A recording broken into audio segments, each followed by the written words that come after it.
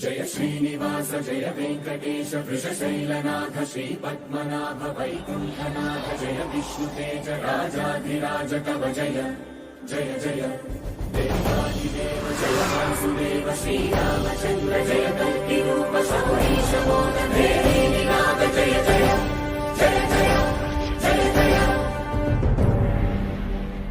నమస్తే అందరికీ ప్రజెంట్ మనం స్వర్ణగిరి దేవాలయంలో ఉన్నాం. ఈ స్వర్ణగిరి దేవాలయం హైదరాబాద్ నుంచి వరంగల్ వెళ్ళే రూట్లో బీబీ నగర్ అండ్ అలాగే భువనగిరికి దగ్గరలో ఉంటుంది. ఇక ఈ స్వర్ణగిరి లోపలికి వచ్చిన తర్వాత మనం ఫస్ట్ మనకి స్టార్టింగ్లో ఇది ఎంట్రన్స్ అనమాట. ఎంట్రన్స్లో మనకి బ్రహ్మరథం అని ఇక్కడ ఒకటి ఎలా అంటే ఒక రథం లాంటిది అయితే ఉంటుంది. చూశారు కదా, 4 చక్రాలు ఉన్నాయి. దీనికైతే 4 చక్రాలతో ఒక గోపురం లాగా ఉండి దీన్ని ఇక్కడ ఒక రాయితో నిర్మించారు. బ్రహ్మరథం అనేది ఉంది. సో ఇక మనం ముందుకు వెళ్ళిపోయి ఈ స్వర్ణగిరిని అయితే మొత్తం ఎక్స్ప్లోర్ చేద్దాం. చూస్తున్నారు కదా, ఇది స్వర్ణగిరికి మెయిన్ ఎంట్రన్స్ అనమాట. ఇక్కడ కనిపిస్తున్న ద్వారం నుంచి లోపలికి వెళ్ళాలి. ఈ ఎంట్రన్స్లో మనకి శ్రీవారి పాదాలు అయితే ఉన్నాయి. చూడండి, శ్రీవారి పాదాలు అయితే చాలా పెద్దగా ఉన్నాయి.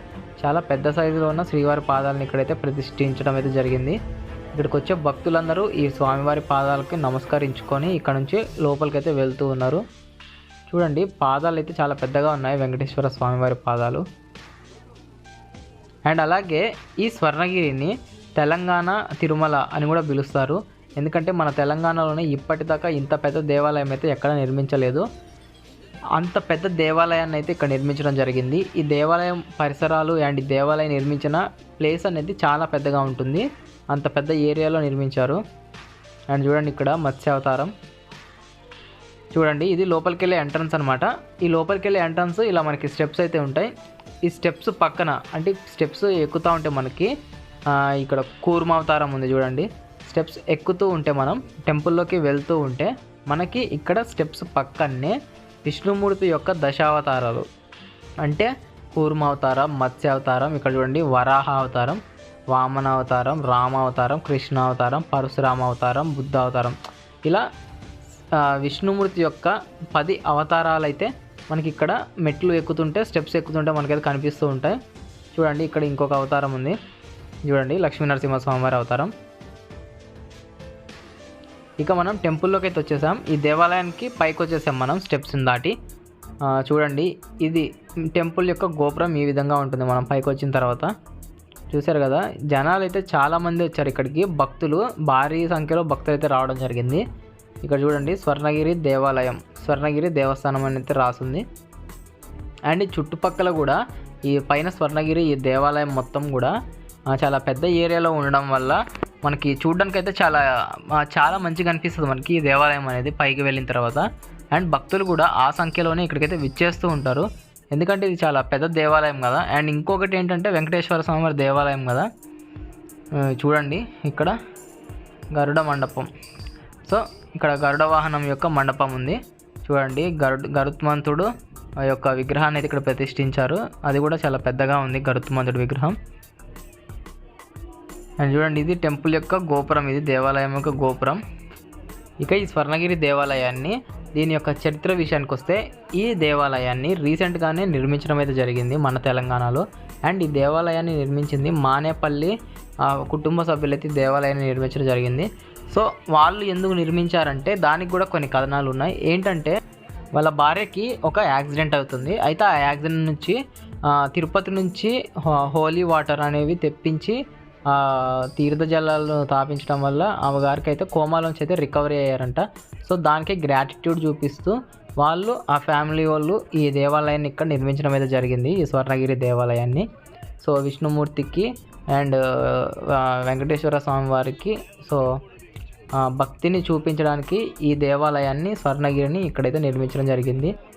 అలాగే ఈ స్వర్ణగిరి దేవాలయానికి మొత్తం 4 రాజగోపురాలు అయితే ఉంటాయి. అండ్ అలాగే ఈ గుడి యొక్క గర్భగుడి ఉంటుంది కదా, గర్భగుడి యొక్క పైన గోపురం అనేది బంగారంతో అయితే తయారు చేయడం అయితే జరిగింది. సో అది ఈ గుడి యొక్క ప్రత్యేకత. అండ్ చూడండి, ఇక్కడ పైన మనకైతే ఇక్కడ అంటే డిఫరెంట్ విగ్రహాలు వెంకటేశ్వర స్వామివారి కానివ్వండి లేదా విష్ణుమూర్తి యొక్క అవతారాలు కానివ్వండి, ఇలా ఎన్నో విగ్రహాలను అయితే ఇక్కడైతే చెక్కి ఉంచడం జరిగారు. చూడండి, ఇక్కడైతే ఒక రథం ఉంది. చూడండి రథము.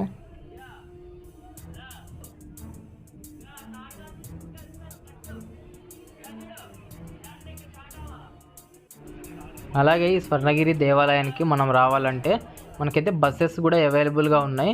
ఇప్పుడు ఏంటంటే మనకి యాదగిరి గుట్టకి దర్శించుకునే వాళ్ళకి యాదగిరి గుట్ట టు స్వర్ణగిరికి అయితే సపరేట్ బస్సెస్ కూడా వేశారు మనకి గవర్నమెంట్ వాళ్ళు. అలా మనం బస్సెస్ని ఎక్కి రావచ్చు. లేదా మనం ప్రైవేట్ వెహికల్స్తో వస్తే మనం రోడ్డు దగ్గర మనకైతే డ్రాప్ చేస్తారు. అక్కడ నుంచి లోపలికి ఒక 2 కిలోమీటర్స్ అయితే ఉంటుంది డిస్టెన్స్ అనేది దేవాలయానికి రావాలంటే.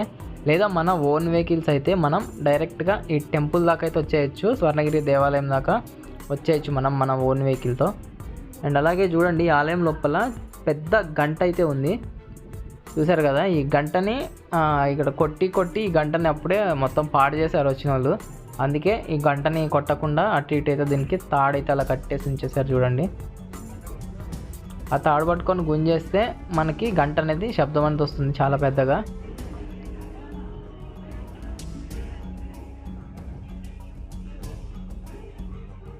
ఇక ఈ దేవాలయానికి మనం మన ఓన్ వెహికల్స్ వస్తే ఇక్కడైతే కింద పార్కింగ్ ఉంటుంది. ఆ పార్కింగ్ దగ్గర 50 రూపీస్ వెహికల్కి అయితే ఛార్జ్ చేస్తున్నారు.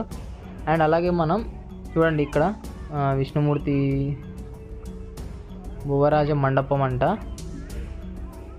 ఇలా ఇక్కడ ఎన్నో రకాల మండపాలని అవన్నిటిని అయితే నిర్మించడం జరిగింది. అండ్ ఇంకోటి ఏంటంటే ఈ దేవాలయాన్ని ద్రవిడియన్ స్టైల్లో నిర్మించడం జరిగింది. ఈ దేవాలయం యొక్క ఆర్కిటెక్ట్ కానివ్వండి, స్ట్రక్చర్ కానివ్వండి, ఇక్కడ ఉన్న ఎవ్రీ డీటెయిలింగ్ కానివ్వండి, అన్నీ కూడా ద్రవిడియన్ స్టైల్లో నిర్మించడం జరిగింది ఈ దేవాలయానికి.